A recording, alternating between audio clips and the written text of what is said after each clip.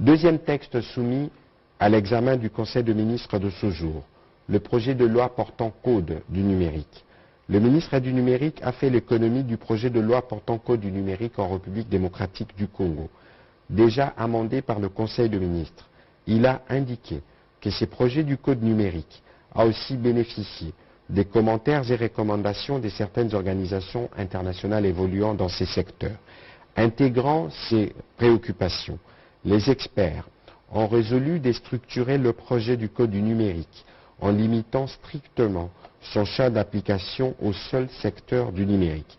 Ainsi, le texte est passé de 7 à 5 livres, de manière à éviter tout conflit sur le champ d'application avec d'autres lois en vigueur, notamment la loi sur les télécommunications et les technologies de l'information et de la communication. Par ailleurs, avec le recours au numérique, la République démocratique du Congo, comme tout autre pays, est confrontée à des nouveaux enjeux et défis.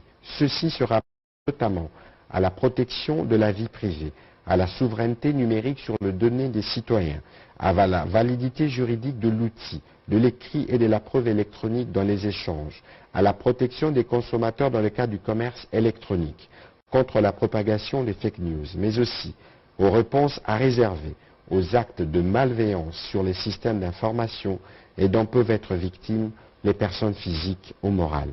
La codification permet de regrouper des textes juridiques avec le but d'assurer une harmonisation entre les différents textes en mettant en place un tout cohérent.